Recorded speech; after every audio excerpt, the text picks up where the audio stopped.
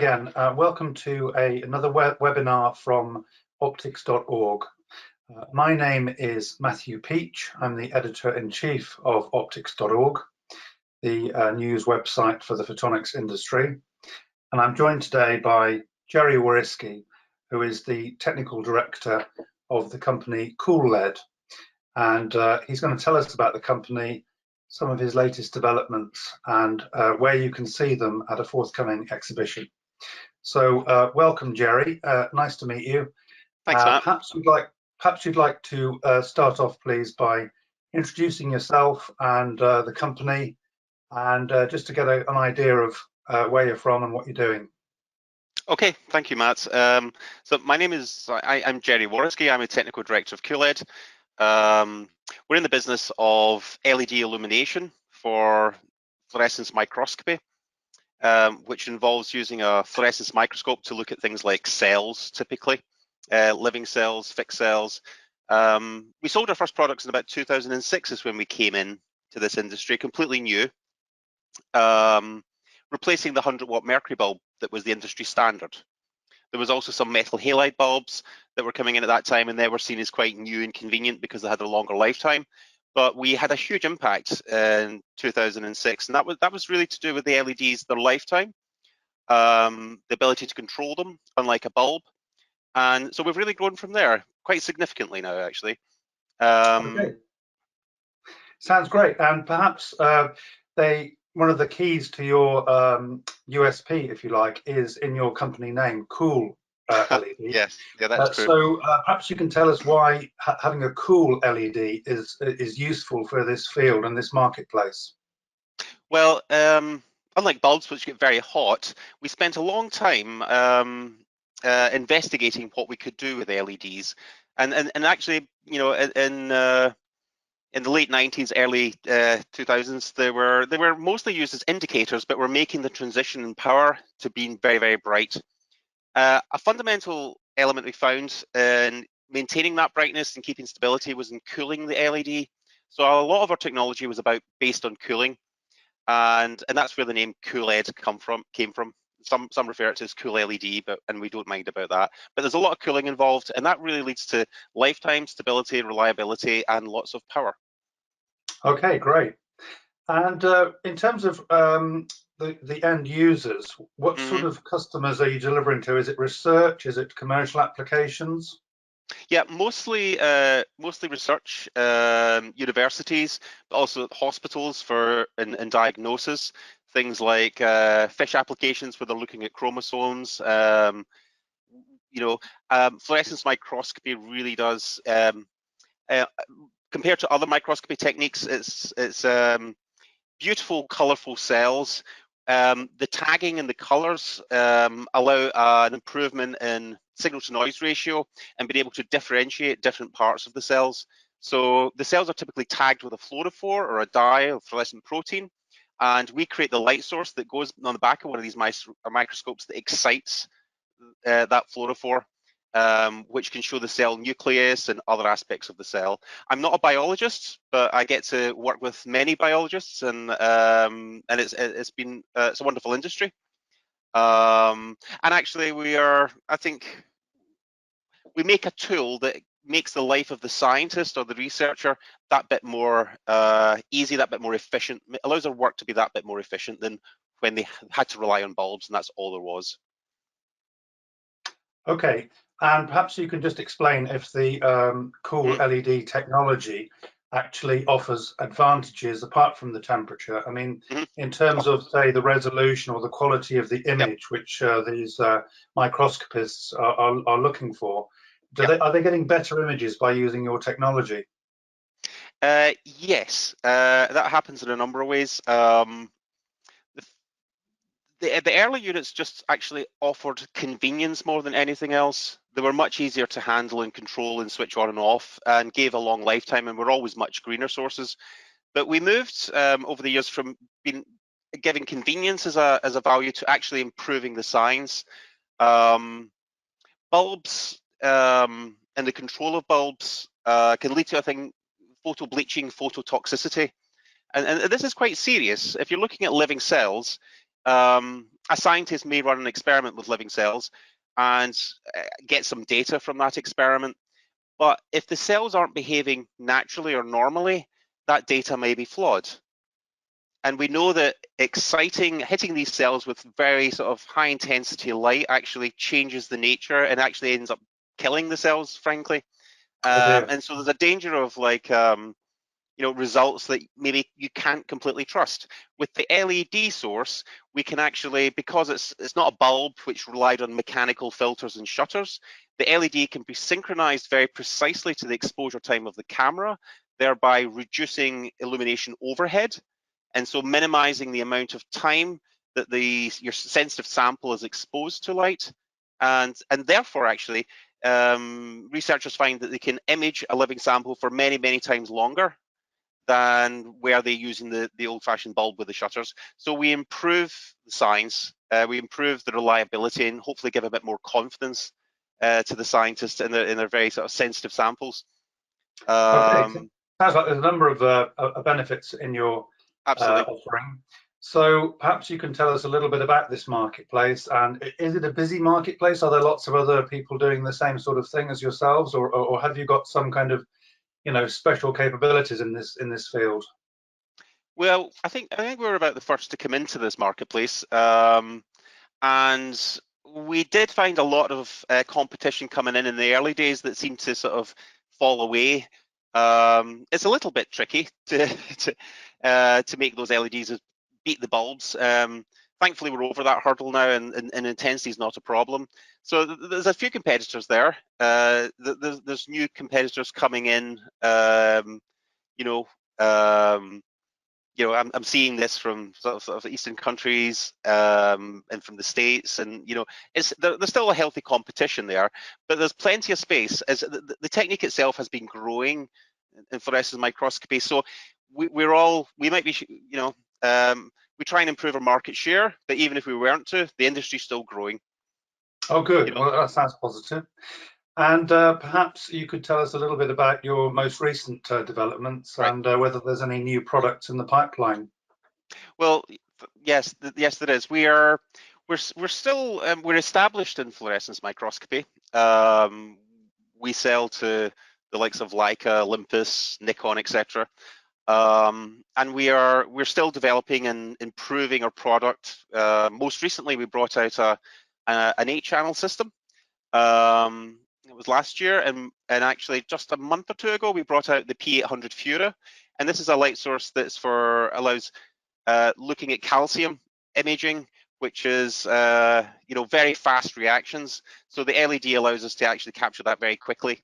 We are actually branching out a little bit, though. Being quite established in fluorescence microscopy, we're continue to develop there. We're actually bringing out a new product. We'll be adding to that range of products in 2022 next year.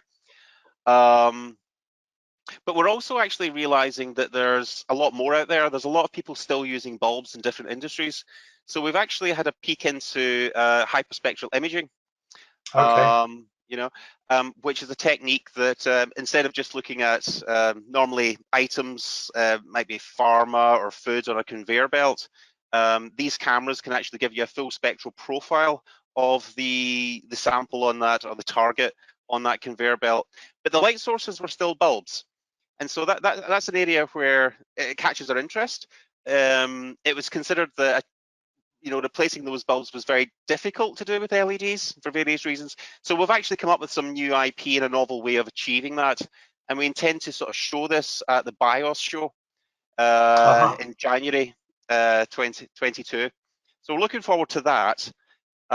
So we're firmly sort of committed to our fluorescence microscopy industry, but are actually now starting to look into new markets where LED solutions are considered not there yet typically, and that's what we find exciting. So hyperspectral imaging is one, and we hope to show something there, a technology demonstrator, and we got a few other thoughts in the pipeline as well. Okay, that sounds interesting. Yes, hyperspectral imaging has been a big subject in recent years because of it has. enabling new kinds of research, basically. So with your LED-based illumination system, you can obviously go above the and beyond the visible spectrum. You can go Yeah, off God, into the yeah. infrared, down to the UV. What would Hmm. be the kind of wavelength ranges you're operating at then? Right now, we're selling products going from about 340 nanometers all the way to all the way to about 850 nanometers. In Hmm. hyperspectral imaging, we're going. In fact, we're not. We haven't. We're still demoing a demonstrator, but we'll be going up into the near IR and shortwave IR. We are. So the LED chips are there. They're strong. It's just about putting together the right system that's right for the application. We're actually we're looking further down into the UV as well. Of course, we currently have a university, an academic partnership with the University of Strathclyde in Glasgow, where we are looking at 280 nanometers.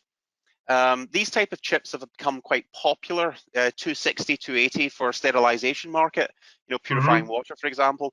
But we've been looking at potentially novel applications in biomedical imaging. And so that's an ongoing project at the minute. And yeah, we're seeing some nice results looking at quantum dots, etc. And there should be more Okay. on that coming through. You mentioned earlier the BIOS exhibition, which is part of Photonics Mm, West in San yeah. Francisco in about the third week of January, where Optics.org will be also in attendance. Hmm. The event is organised by SPIE, which is the parent company of Hmm. Optics.org. So it'll be great to be getting back in person to the Oh, goodness, yeah. biggest trade show in the world for the photonics sector Mm. in North America. So what are you hoping to do when you get over to San Francisco? Presumably, catch up with some old friends and meet some new potential customers. Absolutely, absolutely. I love it. I go there every year. Um, I have a sister that lives in San Francisco, so I All get to right. see family as well. But no, BIOS has always been great, and Photonics West. This year we're going to exhibit at BIOS, and ensure meet some old customers from fluorescence, but hopefully actually be seeing new customers that get excited about our new technology. This year, I intend to sort of spend some time walking and a fair bit of time just doing the stands in Photonics West because it's a great resource for. I'm in optics. We're an optoelectronic business, and so really just seeing what's out there. I've got a good list of stands I want to see, technologies I want to see, and I'm always looking out for that new thing as well. So it's a great place to see all of that, and I'm always looking forward to it. So besides presenting your latest products on the Mm. booths, will you be doing any actual demonstrations or making any presentations in the associated conference? We won't actually this time. I think when we get our new technology off the ground in the hyperspectral imaging, I expect we'll be promoting that a bit stronger there. Right now, we're really just getting a feel for the industry, the size of it. It's I know hyperspectral imaging has been around for some decades, but it's really taken off in industry now with the increase in automation generally. Yeah, So it's the right time now for an LED light source in that industry. So nothing on the conference, no presentations just yet, but come to our stand and we can explain our technology to you. plenty on the booth. Okay. Plenty on the booth, yeah. And obviously, for everyone in the industry who's coming back to the exhibition and the conference, it's going to be a great opportunity to reconnect and see how everyone's coped during the last couple of years while we've Mm, been working from home or mm, working in a slightly more restricted environment, shall we say. yeah. And how has this business situation been Mm. for CoolLED while we've been, affected by the pandemic? It's been difficult actually. I think especially for our sales team and being unable to get out there and meet people and talk about your technology. I think a lot of the virtual conferences have been helpful, but haven't really been as good as a real in-person conference. Um, I did get out to the first conference in October 21, and that was great. That was really great. I think so. Actually, I think in some sense we're getting used to working with the pandemic. There's many more people now, like most businesses, are working from home. So those that come into the office, we have plenty of space for social distancing, and we're just being sensible, wearing masks, wearing crowded spaces, etc. So I think we're getting used to it, and it looks like there was a concerning period mid 2020 when we thought, oh my goodness, everything's shutting down, what's going to happen?